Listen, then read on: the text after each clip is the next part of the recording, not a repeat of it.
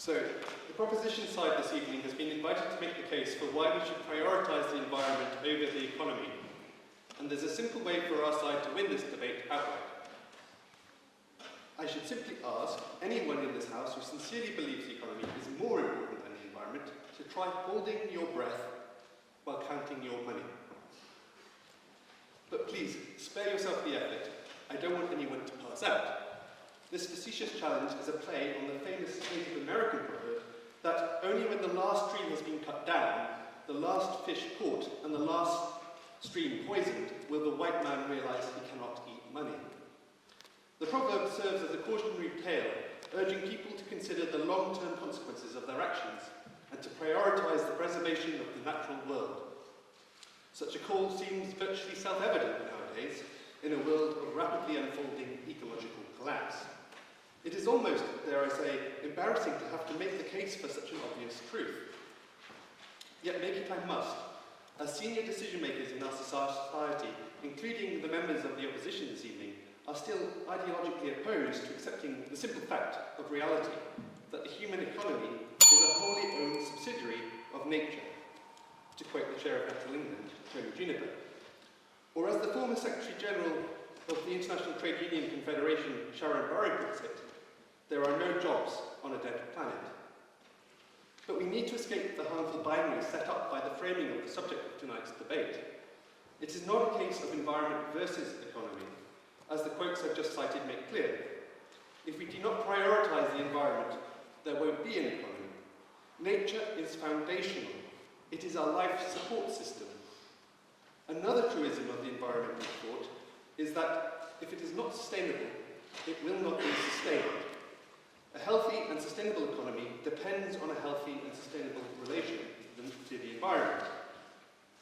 A farming system, like ours, that erodes soils rather than builds them, will undermine itself and harm our ability to produce food. Factories that poison their workers with air and water pollution will be more of a burden on society than a benefit. An economy dependent on fossil fuels will ultimately find that the costs of climate chaos will lead to financial ruin, as I will outline in more detail momentarily. When politicians speak of the economy, they tend to focus only on the false god of GDP, gross domestic product, a measure of aggregate economic activity, which, as Robert Kennedy back in the 1960s famously quipped, is an indicator that measures everything in short, except that which makes life worthwhile. Ecological economists in recent decades have increasingly stressed the need to pay attention to environmental externalities, the costs associated with the economic activities that are not borne by the party directly involved, but are instead passed on to others, often negatively impacting the environment or society. One way of doing this is to try and price in the harms by attempting to put a dollar value on the damage being caused by, and take a more holistic view than is traditionally captured in GDP metrics. One that more accurately takes into account the value of the environment. When we do this, we regularly find that many mainstream economic activities are in fact net negative in terms of their cost to society. Scientists at Plymouth Marine Laboratory published a paper in 2019 which showed that the damage to ocean ecosystems as a result of plastic waste adds costs that add up to an annual loss to the economy of $2.5 trillion per annum. To put another way, $33,000 per metric ton of marine plastic waste. This is more than the annual economic output of the entire plastics industry. Let's take another example. European environmental economists have calculated that, on a European scale, the costs of directly attributable to pesticides are around 2.3 billion euros, which must be borne by our societies. These are twice as high as the net profits directly made by the industry. Or a third example, for me to belabor the point.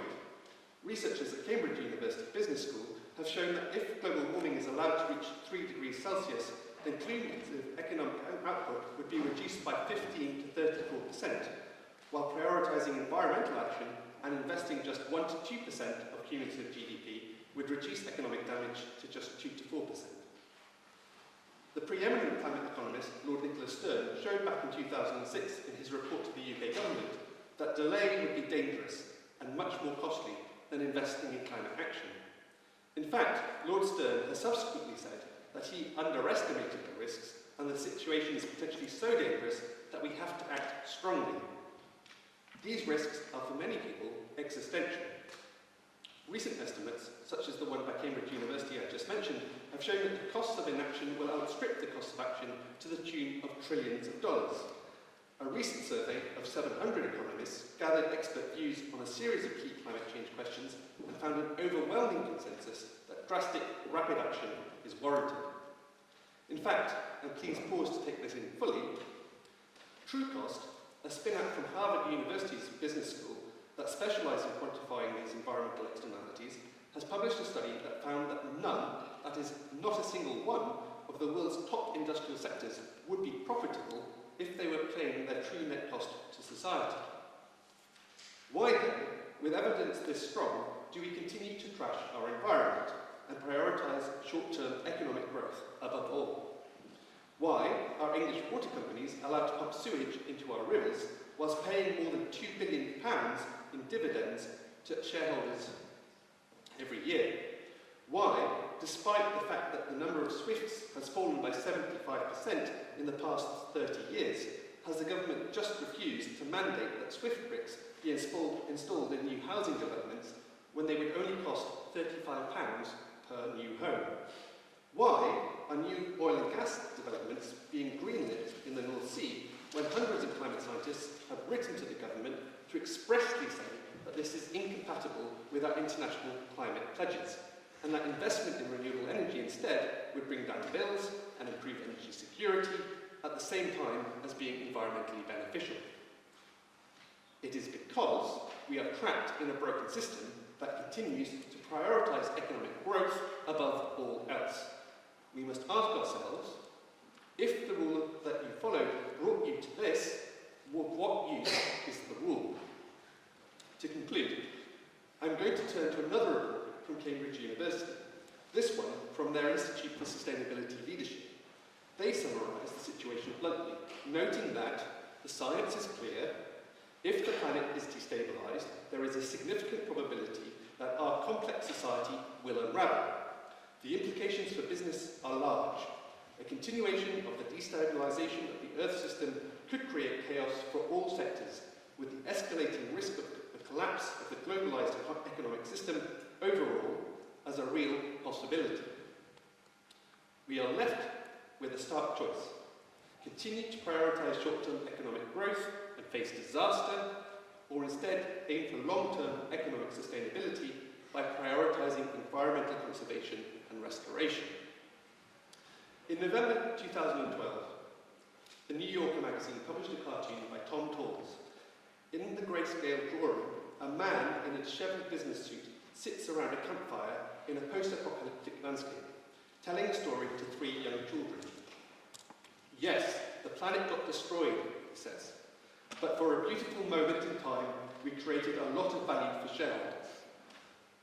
It quickly became his most popular cartoon and was shared around social media. I'm sure many of you have shared it. The reason that this message resonated so strongly is because it beautifully captures the madness of our age. It speaks to the same universal truth expressed by the pre-proverb I acknowledged at the beginning of my remarks, that the environment must always be prioritised above the economy. Thank you very much.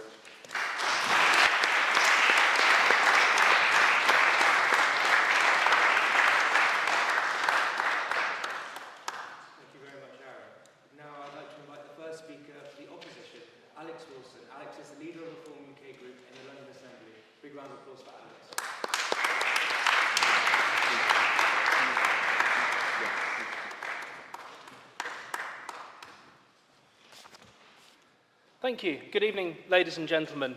Now, the last time I was in County Durham was 12 years ago. I was at Chester Street. Stuart Broad took 11 wickets. England took an unassailable 3-0 lead in the Ashes, and it was a fantastic day. I can't promise this is going to be as exciting as that, but let's see. We'll give it a go.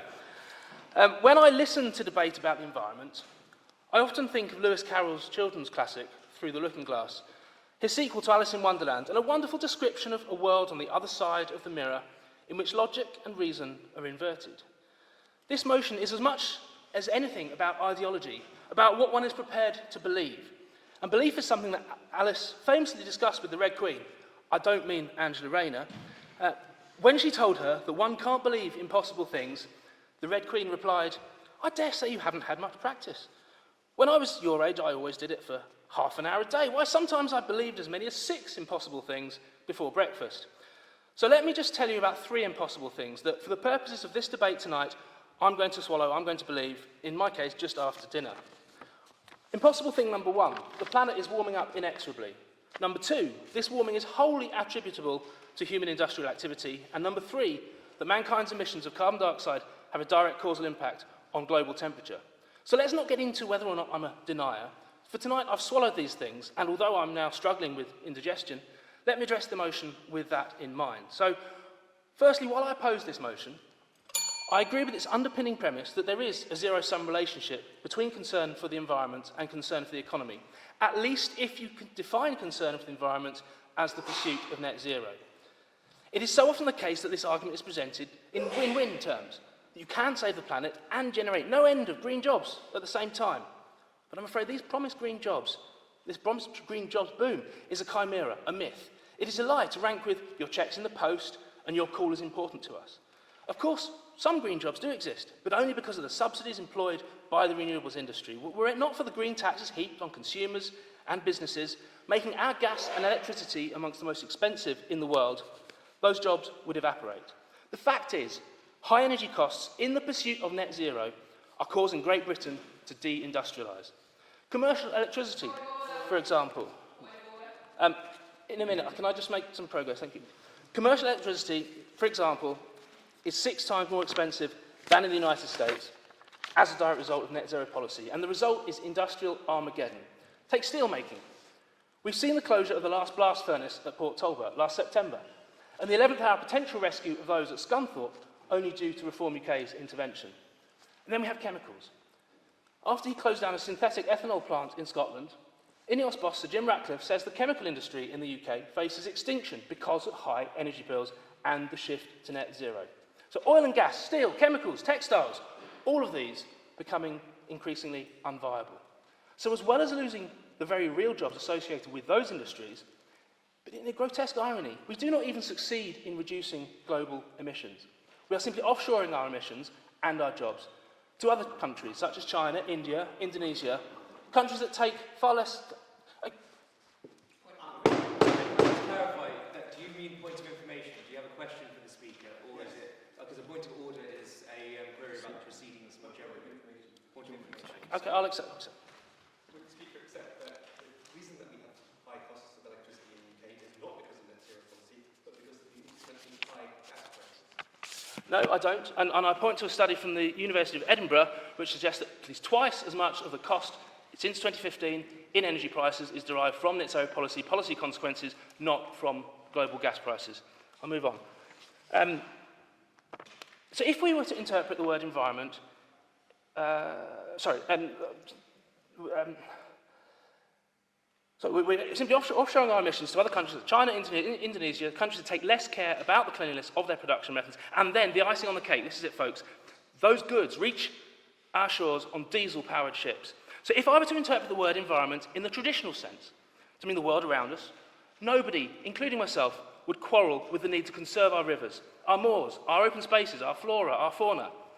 But sadly, environment is too often synonymous exclusively with net zero. And the pursuit of renewable energy in order to reduce carbon emissions continues to be, paradoxically, disastrous for our environment, in addition to the disfiguring of vast swathes of our countryside. It is not just about appearance. Each wind turbine requires 1,000 cubic metres, or to put it another way, 60 truckloads of concrete to be poured into the ground to form its base. Increasingly arable farmland, supporting a wide array of plant and animal life and agricultural produce, is being buried beneath solar panels that operate at a mere 10% capacity. And there should, ladies and gentlemen, be a special place in hell for the genius that came up with biomass. Because these pellets originate from trees, they're badged as renewable and count towards the country's renewable targets. But they're less energy efficient than other fuels, so more has to be burnt to get a given energy output. This means that carbon emissions from the not too distant from here Drax power station in North Yorkshire are actually greater than from a coal-fired power station putting out the same amount of energy. So moreover, much of that wood has come from North America, transported to the UK on, yes, wait for it, diesel-powered ships. So we truly are through the looking glass in this parallel universe in which net zero involves paying more money, generating less energy than fossil fuel, while emitting more carbon than those fossil fuels, while at the same time laying waste to forest in another continent. Look, accepted. Giving a remarkably good case for our side to say that we need to go further in the direction of environmentalism. We need to go further in dismantling the status quo of blatant capitalist growth for the sake of growth. We need to dismantle systems of exploitation and destroy them. Not at all. We need to keep the lights on, we need to keep people in work, and we need to keep food on the table. And I'll come to a way of doing that in just a minute. So even if you accept the Intergovernmental Panel on Climate Change's forecast on the economic impact of climate change, this does not justify sabotaging the economy now. Quite the opposite, in fact. As environmental analyst Bjorn Lundberg has pointed out, the IPCC's own global analysis of the impact of unmitigated climate change, from extreme weather, changes in agriculture, rising sea levels, and so on, is not actually that scary. It forecasts a reduction of the average person's income by the 2070s of between 0.2 and 2%. Now, bear in mind that over the same period, we expect incomes in the developing world to have risen by some 400 to 500%.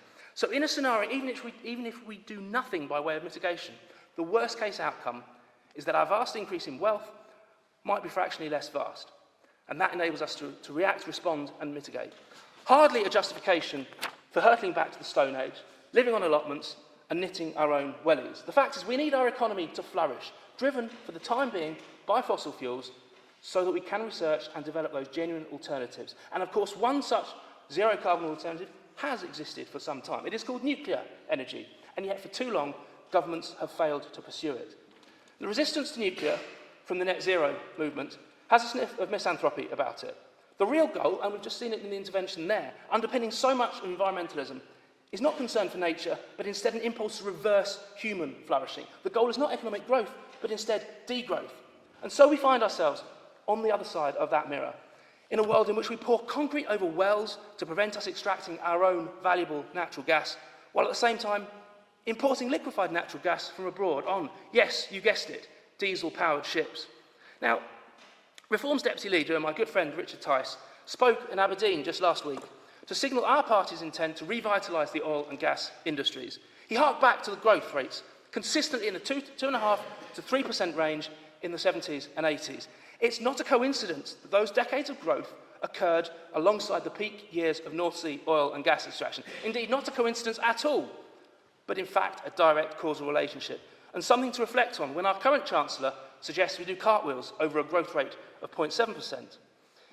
Now, when I was invited here to debate this motion, I thought about it mostly in general terms, but the local elections of May the 1st, of course, brought with them the fantastic, from my perspective anyway, local election victory here in County Durham. And now that Reform UK has control of the County Council, our team will be taking a very close look indeed at the Council spend on net zero. Having declared a climate emergency in 2019, the Council committed itself to reducing its own emissions to net zero by 2030 and the rest of the county by 2045. This year alone, it will spend £122 million on neighbourhoods and climate change. Now, some of this will be for laudable projects that genuinely do conserve the environment, such as reducing fly tipping and biodiversity loss. But I feel that much of that figure is targeted on costly and fruitless carbon reduction programmes which load cost onto residents and impinge their freedom to travel as they please. And this is a council that has a 22 million shortfall and is more than 400 million in debt. Anything to reduce that will be able to reinvest in frontline services and improve quality of life for residents. So it's a pleasant surprise to be here in a county that is kind of a controlled experiment. Reform UK will prioritise the economy in County Durham.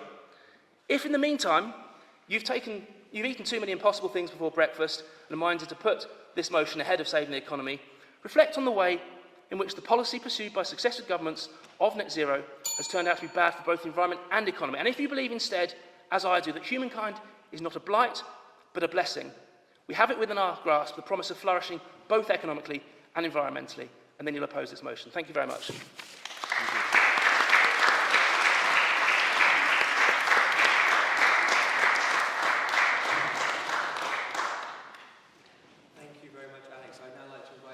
second speaker for the proposition, Baroness Bennett. Natalie is a member of the House of Lords and a former leader of the Green Party of England and Wales.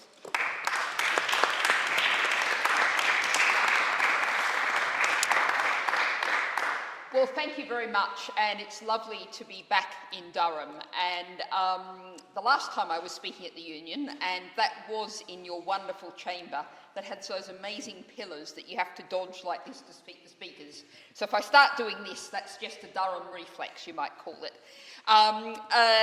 The last time I was here, I was actually debating Toby Young, who has now joined us in the House of Lords, and the House of Lords is already really regretting that fact, I think we could say. But Toby took part in the debate at the Durham Union and then wrote a comment piece in the Critic magazine to complain how badly the students had treated him. I've got a tip to my fellow first-time Union speakers here this evening. That looks really bad. Don't write a piece afterwards saying how bad the audience has been. It's not a good idea. It's really not a good look. So, me. So you don't have to sit there wondering. The accent originally comes from Australia, and my first degree is agricultural science, so I'm really glad to be in the science space this evening. However, of course, we had the last speaker, the first speaker for the opposition, took us into quite a different space. I think you could describe it as being brave to start talking about Alice in Wonderland when you then present the arguments that we've just heard in terms of the state of climate and the state of the environment. However, I want to shoot down a couple of practical points first and find a point of agreement. My first point of agreement is that I actually have, in Monday week, the House of Lords will be debating my regret motion, which is against the Drax power station. Burning trees is never going to be green and never was green, and that's something we can agree on, so it's always good. We said we were going to do this in a pleasant manner, so we're going to try and do that. I'm also going to agree, and you know, I pull out the union's paperwork here. This House would prioritise environment over the economy. The term net zero doesn't actually appear there. We are talking about the environment, and if you were to ask me, I quite often get asked this by audiences, do you think that we should just focus on climate? My answer will be an absolutely resounding no, because we have, go to the Stockholm Resilience Centre, we have exceeded 6 of 9 identified planetary boundaries. And I care about the environment because I care about people. And one of those planetary boundaries is novel entities, for shorthand plastics, pharmaceuticals, and pesticides. And if you care about the fact that in your brain right now is about the equivalent of a plastic teaspoon of plastics, in microplastics and nanoplastics, in your bloodstream, I gave a speech last week in the House talking about how preterm births, premature babies, low-weight babies, the more plastic that's in the placenta, the more likely they are to be born preterm. So being concerned about the environment is actually being concerned about human animals. All of us, we are human animals. We have to live. And what we are doing by prioritising the economy is we are creating somewhere where we cannot live. And if you really think, as the first speaker for the proposition said, if you really think you can live without breathing, or if you really think you can live on a planet that every year is more and more polluted, every year and has less and less of the natural environment that's crucial to human well-being, well, then you should vote for the opposition. But if you want to live, then you should be voting for the proposition this evening. Now, really, this argument is just so obvious that I'm going to make it a little bit easier for the other side. I don't want to, make this two-sided. I'm agreeing, I don't like beating on someone when they're down. I have to say that let's think about for a second, let's put the whole breathing, the whole plastics in your brain and in human placentas and everything to a side, And think about what prioritising the economy we have today in the Britain of 2025 means. It means that we have our politics that a few people pay for. The large political parties are funded by large companies.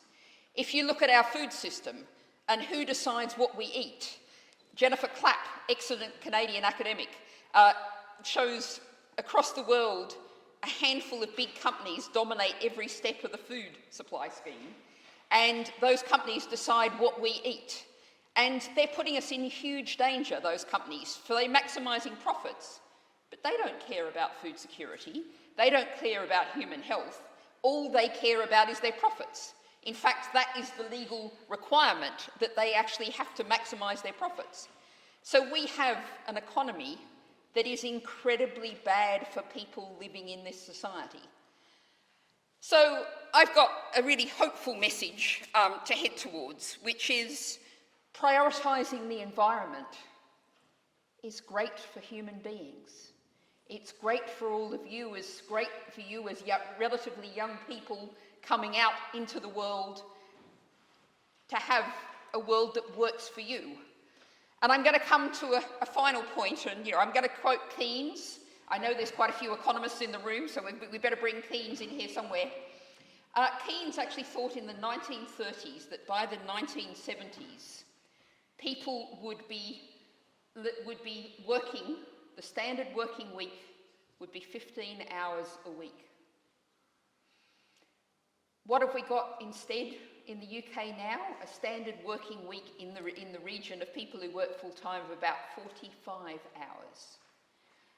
Now, I'll put it to you that there is no one who lies on their deathbed and goes, I wish I'd spent more time in the office. And I've got an amendment to the Workers' Rights Bill that's actually attempting to deliver what the Labor Party promised in its manifesto and has since gone back on. Every worker should have the right to switch off. Prioritising the economy, the government said, oh, but we've got to think about growth, so we can't give people this right to work, to have to switch off. You've got to work, be available to work 24/7. If your boss sends you an email, if you're on holidays on the beach and your boss rings you up, you're not going to have the right to say no. And that's what prioritising the economy is doing to our society. And that is not working for people.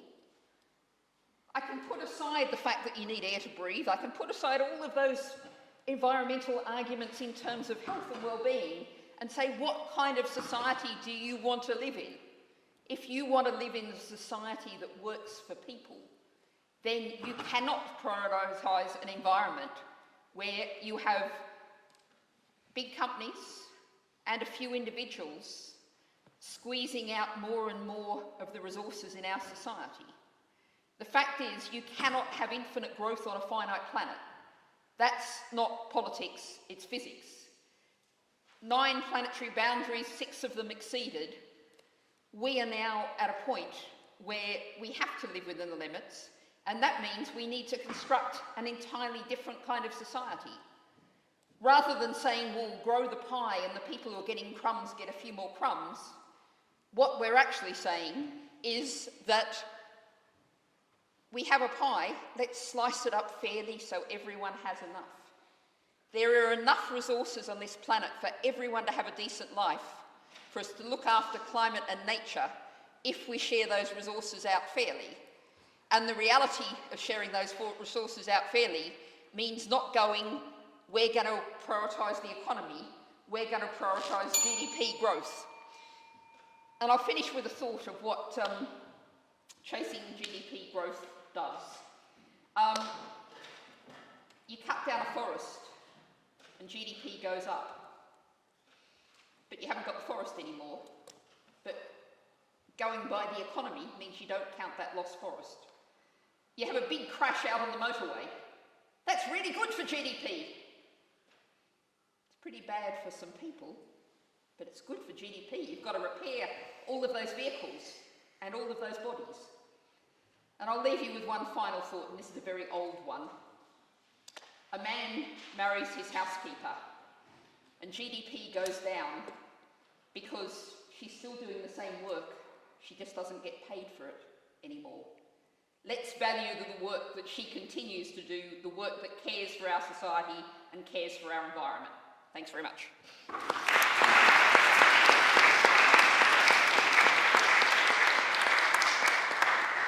you very much, Baroness Bennett. I'd now like to invite the second speaker for the opposition, the Right Honourable Graham Stuart. Graham is a Conservative MP and former Minister for Energy Security and Net Zero.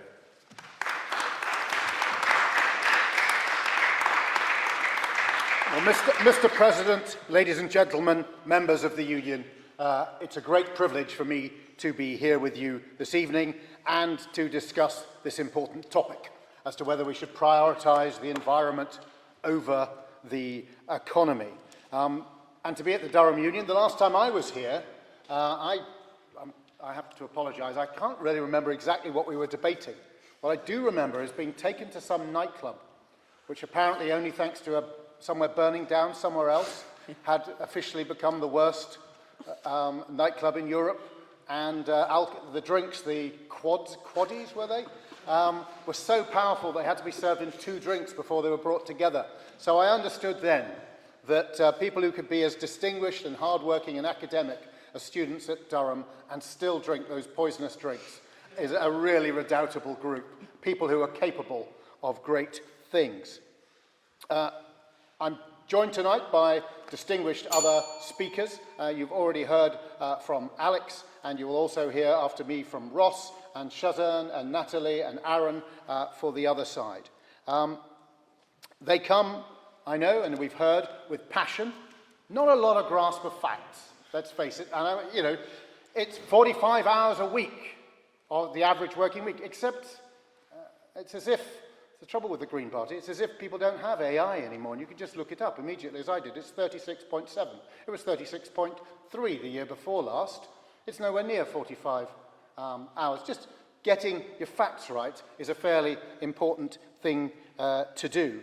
But I ask the House to consider this. What good are climate targets on paper if the economy that underwrites them has collapsed? And let's be under no illusions.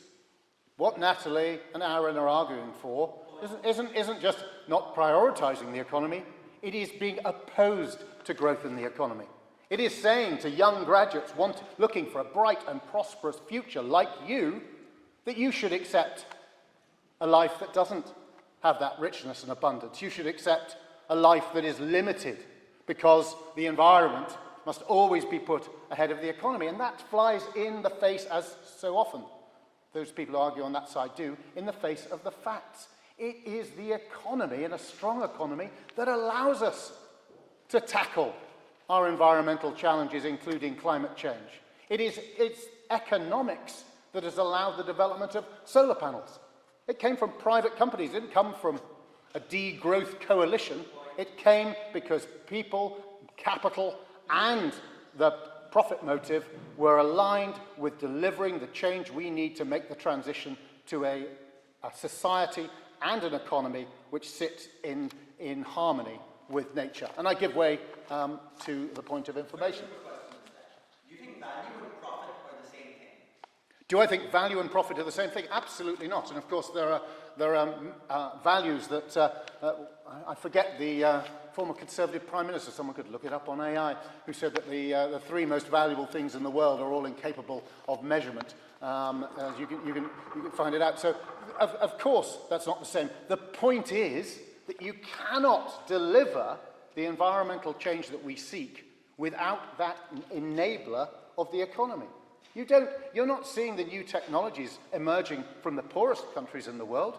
You're seeing it from richer countries, or countries like China, which deliberately use their economic strength in order to drive the transition. And if we are going to make the progress we want to make in tackling climate and other issues, I've been involved for 20 years. I've been elected last year for 20 years on from my first election. From that time on, I was involved in action on climate change. My first COP was at Montreal in 2005, I think it was. and eventually I found myself as the minister responsible for UK negotiations at the Dubai COP a couple of years ago.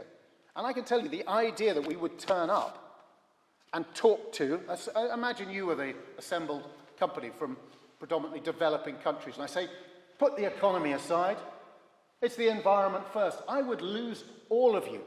And my job was not to lose you, it was to get you on board with further climate action. But I have to marry economics, lifting up the poor in your country alongside environmental action. If, as the proposers tonight try to do, you put one against the other, you will never get the result you seek. You will actually lose the political support at home and abroad. And the world is, where I do have a point of agreement with the first two speakers on the proposition side, is the world is not on track. And we need to move further. We need to move faster. We need to have greater ambition.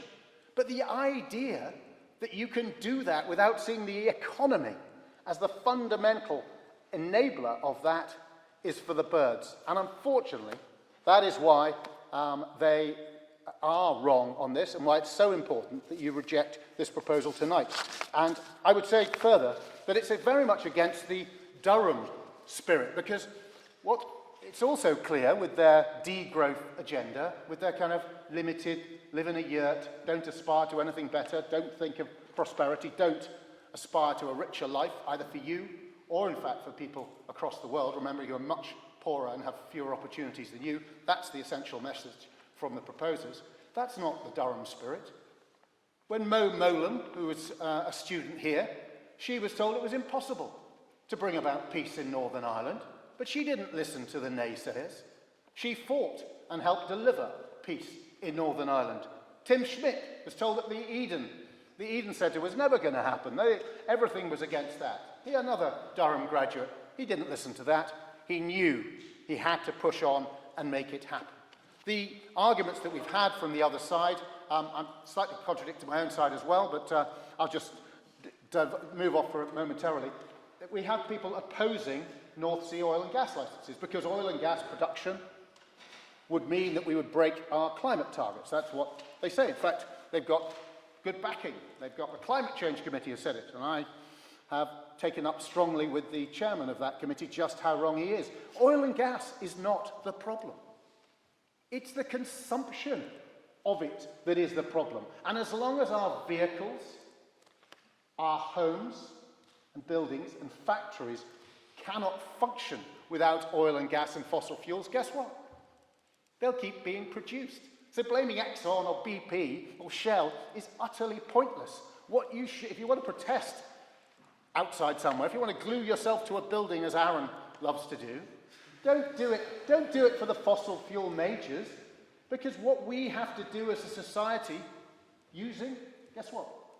The economy is find the funds to transition our buildings so they no longer burn gas, our vehicles so they no longer need diesel or fuel, and our factories can be moved to greener energy sources like hydrogen, or can mitigate their fossil fuel use through things like carbon capture and storage.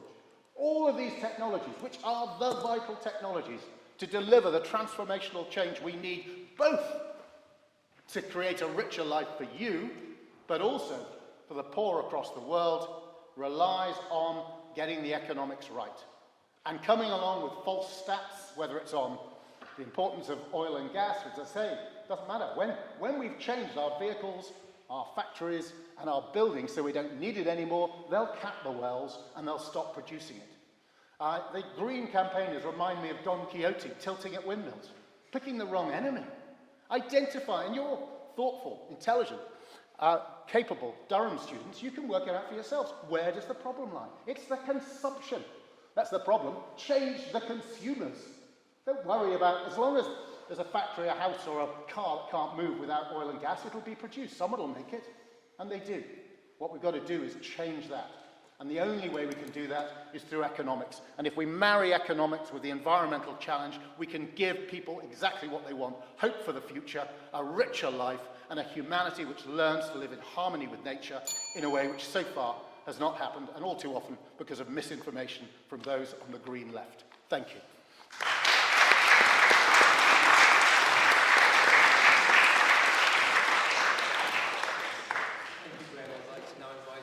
final speaker of the proposition, Shahzen Chauhan. Shahzen is a second-year maths and philosophy student and a member of our competitive debate Asian history. Everyone, please give Shahzen a warm welcome and round of applause.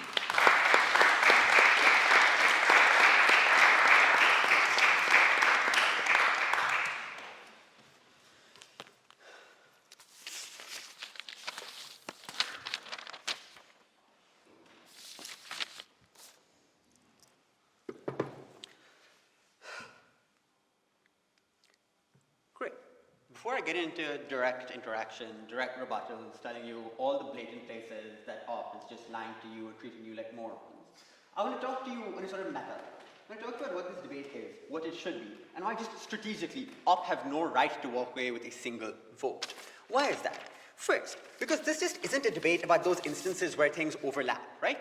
I don't think it is reasonable to point at practical implementations because those do not happen ceteris paribus. This debate is by its fundamental nature a discussion, like academically, hypothetically, for what do we choose between two variables. In the actual world of practical policy decisions, there are dozens of variables every politician has to juggle, has to interact with. I think it's unreasonable, for example, for leader opposition to come and talk to you about nuclear as if that is not the main thing every environmental group has been preaching about. I think it's unreasonable for them to talk about changing consumer demand as if that is not the main thing every environmental movement has been talking about. I think it's absurd for them to place this as a discussion of net zero versus actual economy. That is not what this debate is about. This debate is about those instances where there is a contradiction. If there is truly a world where we can have the economy flourishing and also the environment flourishing, I think as well as both sides will unanimously agree is wonderful. It is unreasonable, absurd, disingenuous, and rather moronic for them to pretend that's what this debate is. That is just an unreasonable strawman. Where then does this debate actually happen? This debate is forced into those instances of actual contradictions, where you do have to make the tough choice for the short run or the long run. Where you do have to decide, in this moment, are we going to do something that is good for the economy, that makes line go up, that makes my executive get a bigger bonus at the end of the year, or will I do something that is good for everyone else, that is good for the average person, that is good for everyone who is not yet born, that is good for the planet writ large. That is where this debate lies. Don't let them lie to you. Remember that when casting your vote. But moving on, right? The other strategic thing that I think is a little sad that I've seen throughout this debate is the fact that everyone here just seems to be flagrantly shooting off cherry-picked facts and data as if that is an actual argument. I'm going to be the first person, or the third person over here, to actually treat you guys with a bit of respect and make an actual logical argument. This is not just about cherry-picking some data and pretending that makes my point. I'm going to build to you from the ground up three points that have been mentioned by my earlier speakers. One, ontological priority. That is to say, the economy is necessarily secondary to the environment. We can only build a complex human civilization with a flourishing economy if humans are alive. Two, I will build to you a principal case whereby this is just a fundamental good we must value even at our own expense. Why? It is just an a priori good thing for us to do. The third thing I will talk to you about is what even is the economy? What does it mean? What does this choice practically look like? Give you some discussions of policy considerations because that's all they seem to be focusing on with a cherry-picked singular study from Edinburgh or whatnot, right? Moving on. First then, onto the ontological discussion. And this is something that we had pretty well made at first speaker that was not interacted with whatsoever. Insofar as it is true that climate change is an existential threat, insofar as it is true, if we do not hit our goals, there will necessarily come a day where the world is no longer livable. And this isn't a singular tipping point where all of a sudden on 2049, December 31st, the world is great, and on 2050, the world is in flames.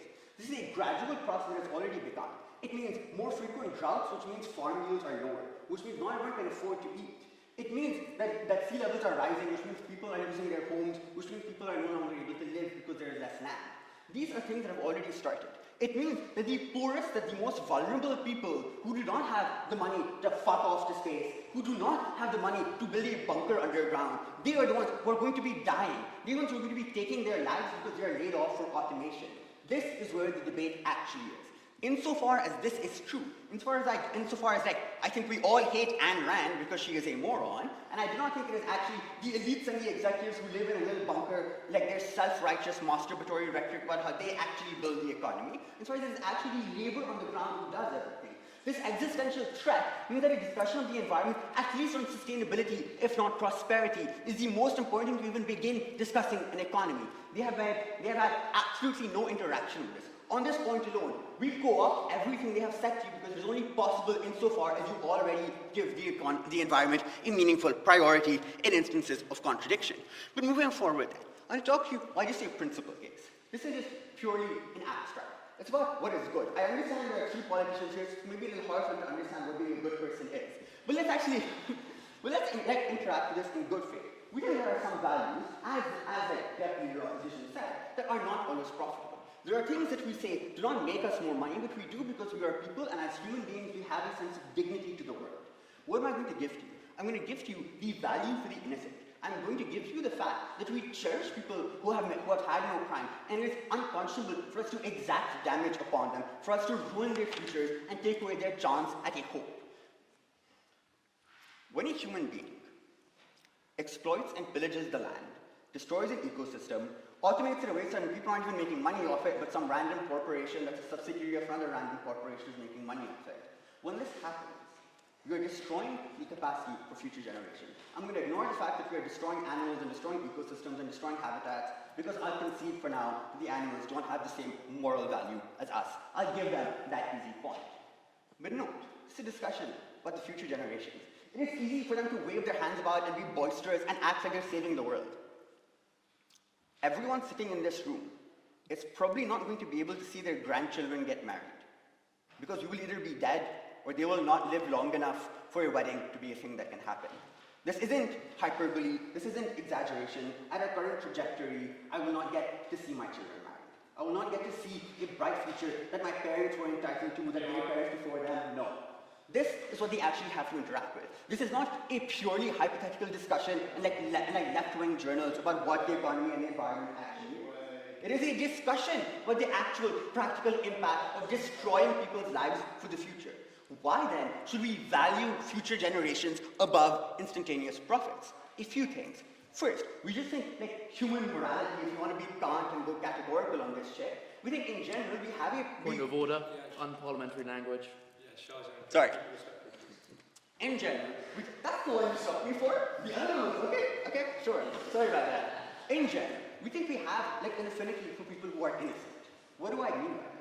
I mean, for starters, the fact that we have a criminal law system in existence in virtually everywhere in the civilized world, across continents and across cultures, indicates that we don't like it when someone unfairly exacts violence or abuses their power against someone who is morally innocent.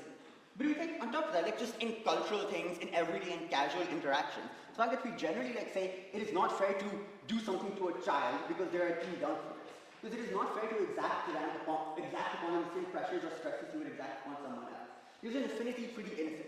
Why then do I think this is relevant? Because I think future generations are the most innocent that someone could possibly be. They have not yet been given the chance to be good or bad. They're not been given a chance whatsoever. The only opportunity they are given by the lottery of birth is the opportunity to be born in a world on fire. The opportunity to choose whether they want to die from irradiation or they want to die from starvation. That is not a choice at all. It is the innocent to whom we must prioritize. On the principle level, we think we are very clearly winning.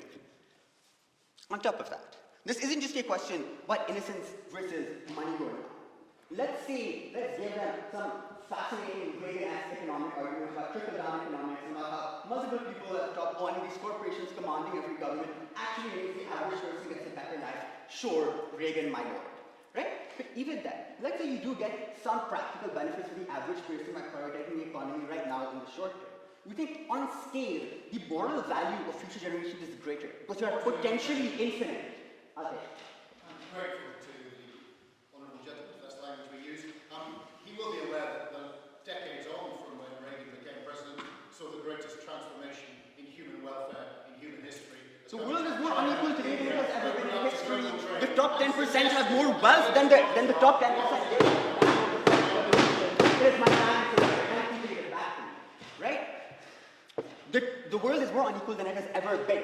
The ultra-wealthy today, the existence of billionaires indicates a class disparity that has never been seen before. It is absurd for him to think that the average person is flourishing today. No, thank you. It's in the protected time. But on top of that, I think this is extremely important stuff that the Baroness gave you. It was completely untouched is that leader of opposition think? What actually does it mean when they say we're going to benefit the economy?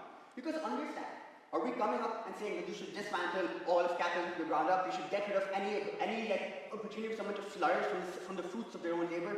No, that's an absurd strong man. Modern economy that is benefiting at the face of environmental pushes, or the top, or the absolute elite, those people who are bought into the government, those people who will not let you get away with changing consumer demands because they control the legislation which would enact influence on the consumers.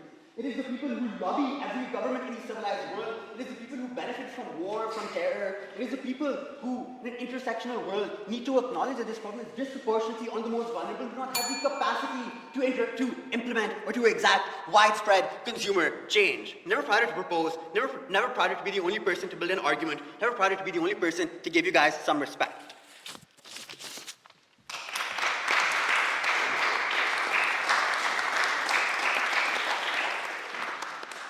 Thank you, Shahzen. I'd now like to invite the final speaker for the opposition, Ross Ward. Ross is a first-year economics student and student member of our Secretaries Committee.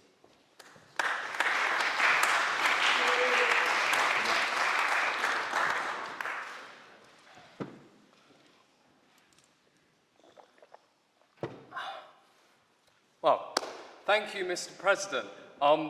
Before I start, I'd just like to say it's an honour to address the House today as my maiden speech at the Union and hopefully the first one of many more.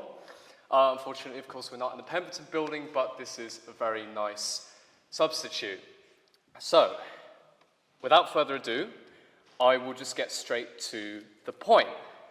The environment should absolutely not be prioritised over the economy, because doing so ultimately leads to the degradation of both. It's similar to how Benjamin Franklin said, those who sacrifice freedom for safety shall ultimately lose both, and I will go into great detail as to why. This is because it is empirically true that as incomes per capita rise, all agents of the economy become more concerned and active with environmental standards. This phenomenon is known as the environmental Kuznets curve, and please look it up because it perfectly illustrates what I'm talking about. There are many reasons for this phenomenon, the main two being that as capital grows, so does technological sophistication. This leads to innovation in cleaner energy sources like nuclear and renewables, which, by the way, were both discovered/invented well after the Industrial Revolution, which is one of the big pointers that environmentalists point to for ruining the environment, creating the climate catastrophe, so on.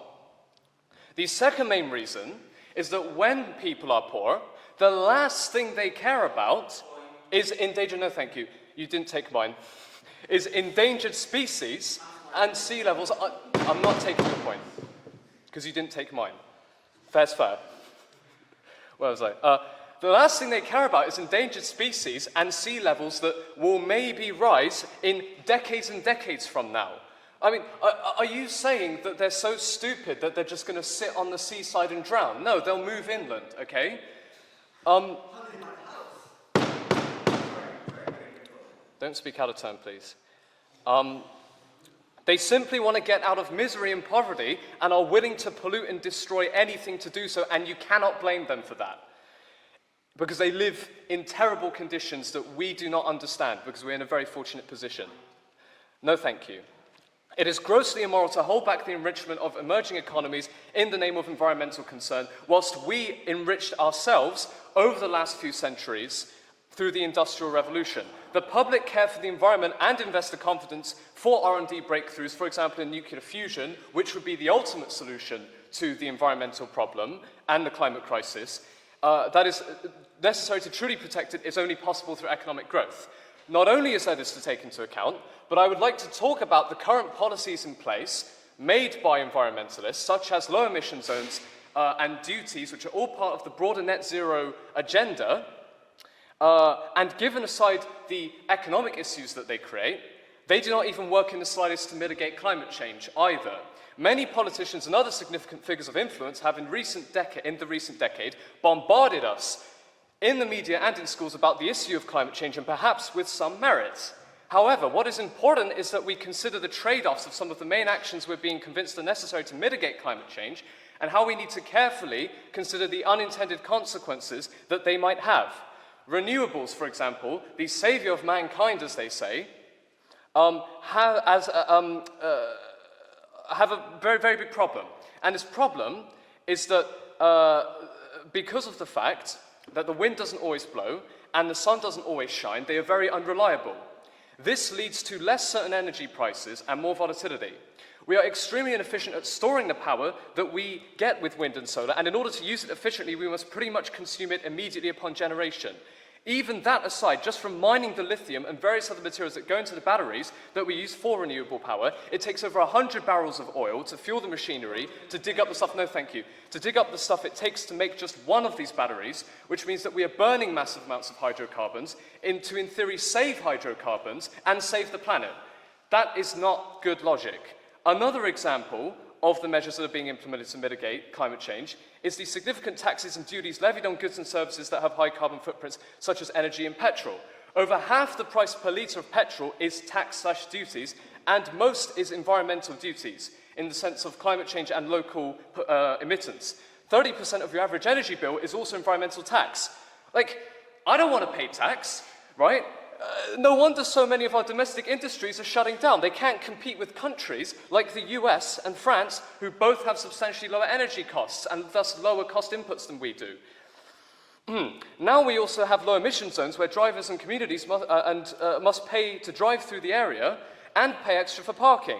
One such area is my very own home of Bristol, specifically in a central area known as Broadmead, in which small and medium businesses in particular have suffered greatly under one of these low emission zones, as they rely on customers coming with cheap travel into the centre. Now they all go to a different place to shop, known as Cribbs Causeway, which ironically enough requires a longer drive and thus more fuel usage. This grossly irresponsible market distortion has created local unemployment and destroyed wealth generators. Yet another example, in the Netherlands, they tried to implement limits on farmers regarding the amount of livestock and fertilizers they were allowed to operate with. Farmers, obviously being far more competent in their own work, unlike bureaucrats in cushy offices who have never done a proper day's work in their lives, know the devastating consequences on food supply that this would cause. Hence why there were significant farmers' protests in the Netherlands in the last few years. We can thank the government for all of these problems and countless others with their stupid net zero agenda, which, by the way, is stupid because even if we ended all economic activity in our country, it would not change total global greenhouse gas emissions by even 1% because of polluting giants like China and India, who will not stop for the reasons I mentioned at the start because they want to grow out of poverty. I could keep talking about more examples of incompetent government intervention, but at this point I'm beating a dead horse, so we'll move on. No, thank you. I'll run out of time otherwise. So let's just say that these green policies get put into place. Who do they benefit the most and who do they hurt the most? Well, poor people get hurt the most. The people who suffer the most from these policies are poor, as the poor can't afford to pay substantially more for their energy bill or their grocery bill. And with these green taxes, we are taking a larger chunk of their disposable incomes and directing it to where? To where? Into the hands of the rich and the political classes. Because whilst the government taxes activities that have been deemed to be environmental externalities, in a negative sense, we have been handing billions and billions in subsidies to rich people to install huge solar arrays on their big houses, whilst also granting subsidies for higher income earners to buy expensive electric cars like Teslas.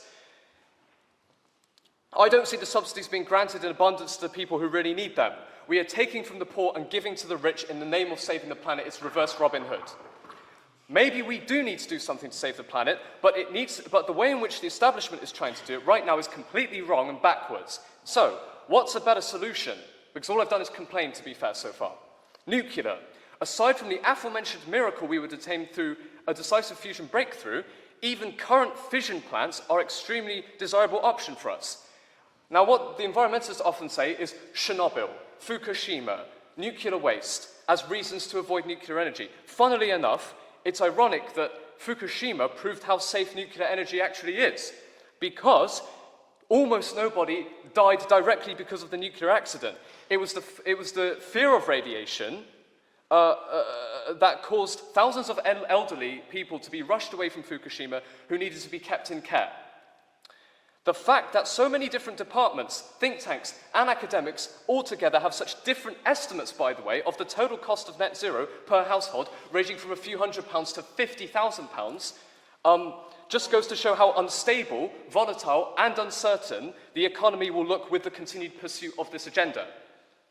Economic growth has been the tried and true method to solving all of humanity's problems, as without it, we would never have gotten the Neolithic Revolution. We would never have had the Neolithic Revolution, or the Industrial Revolution, or penicillin, or the harbour process, or the internet, the list goes on. All of these innovations occurred through economic growth. Perhaps if we allow countries to continue to develop and produce better education systems, we'll get another few million geniuses who can actually figure out a genuinely viable solution to the climate crisis and broader environmental externalities.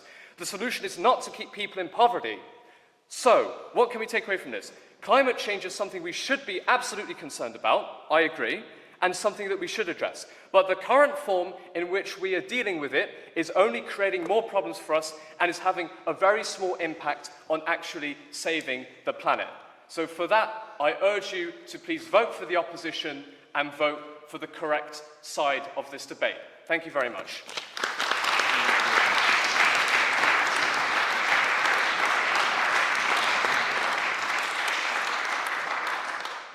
A big thank you to all of our speakers. We will now move on to floor speeches. So these will be 2 minutes long, and we have secured, well, our brilliant sponsorship officer Pierre has secured 3 pints at the Waterhouse for the best floor speech. So are there any takers? These will be 2 minutes in length. Come up to the front. Can I give one? Yes, the gentleman is probably is. If you would mind coming up on the stage. Yeah, that'd be please. brilliant.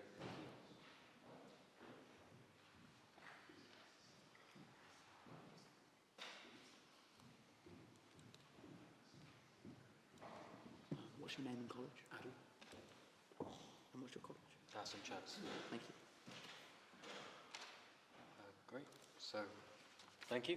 This is the first I've ever been to this. I'm going to say something not very popular to anyone here, but I'm not a political person. I'm not interested in politics at all. I'm a physicist at the university, and a few years ago some of the wool was taken out of my eyes about climate change by someone who was in politics and was in university, and I'd like to share some of that perspective. So, on our banner of this speech, there is the Extinction Rebellion signifier. Again, I have no affiliation with these, but I'd like to describe where that came from. It came from a paper called Deep Adaptation, written by someone who worked in sustainability for about 20 years. And after those 20 years, they realized, and they wrote this paper, that societal collapse is completely uncontrollably happening. So it's not something that is in the future, but it's already happening. It's just in faster in different areas. And it's due to a thing called ecological overshoot. And it's where you take in resources and you expel resources faster than possible. Climate change, faster than the ecology itself can replenish them. So climate change is just one of the CO2, for instance, is one of the things which things that we've given out to the environment, and that's causing climate change. But climate change is not the problem. There is actually no problem, it's a predicament. We can't solve it. So every civilization has gone through this process of growth and then downfall, collapse, and we are in the collapsing times of our civilization. That is the basis of what Extinction Rebellion is built on. I was very disappointed to find this. I was disappointed then to find the discourse is still so delayed and not talking about these things, because I would love to believe anything of any one of these speakers, but sadly in every single person here, there are just facts which are incorrect. There is, yes, net zero can't be done. Yes, economic collapse is not an if, but a when. Climate collapse is not an if, but a when. So one of the things I really liked was spoken about was the 6 planetary boundaries. We've crossed 6 of them. I'll describe just one of them.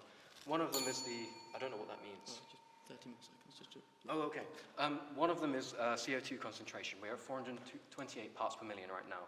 The most important thing to learn about climate change is there is a lag time. So the climate is currently heating because of things that happened about 50 years ago. In 100 years, 75% of the global heat happens. So those things affect, as people have mentioned, food security. So whatever happens now, we could stop on a dime. Society will still collapse. I'm not happy to say this, this is just the case. And I'm upset that people don't speak about this honestly. My question to the people is the political sphere ready to speak about this honestly? And are we ready to talk about minimizing suffering? Well, everyone I'm hearing here is talking about caring for people, whether it's people in lower economic situations or in anything. We're all coming from care. We just need to look at the facts clearly first and then speak about it. These things are out of our control. That's all.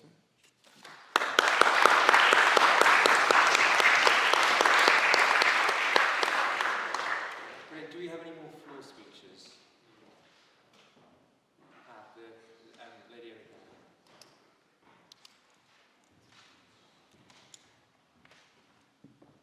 What's your name and college? Olivia, University College. So if there was a lectern in the middle, I'd rather stand there.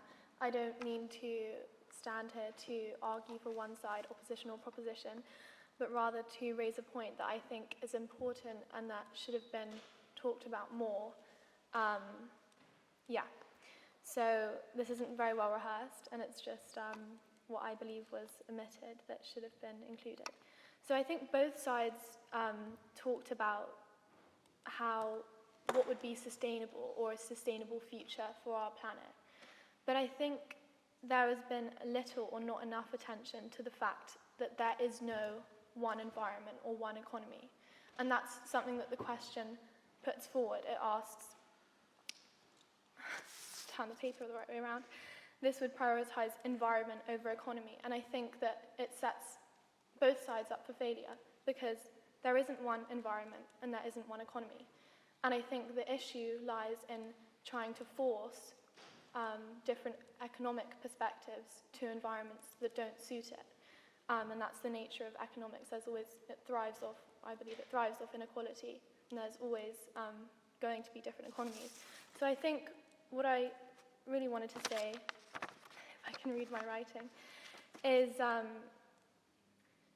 I think when we talk about what's right for, when we talk about like the need for something that's right for the human, which human are we talking about? But I think we're talking about the futures of us in this room, and us in this country, and us in the West.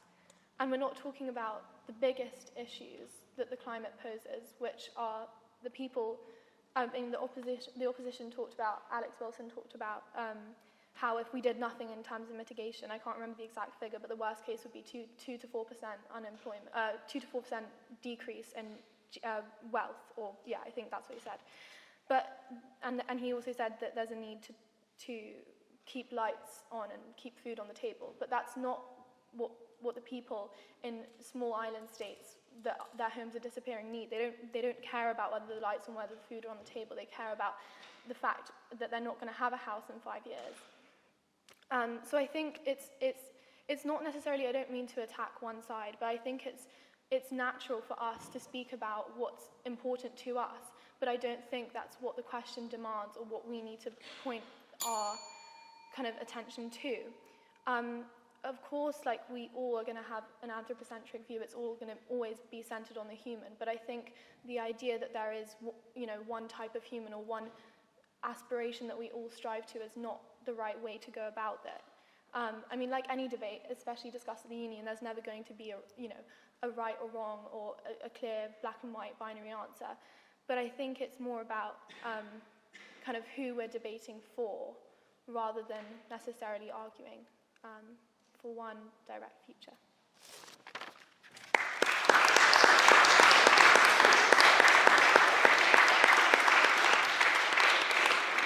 In the interest of time, we should now move to questions. Questions can be directed at either the proposition or the opposition, or indeed both. Do we have any questions? Please state your name and college when you stand up. And the gentleman in the blue shirt. Baroness, Durham College.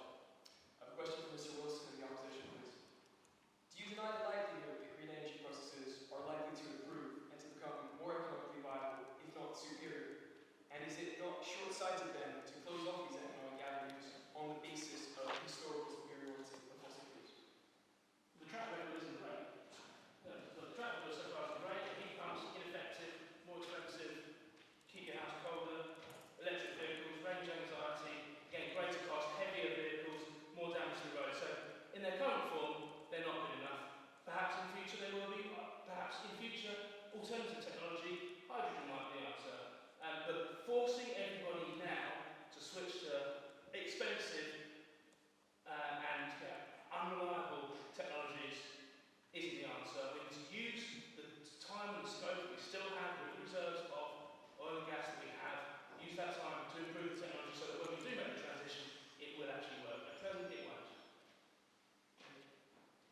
Do we have any further questions?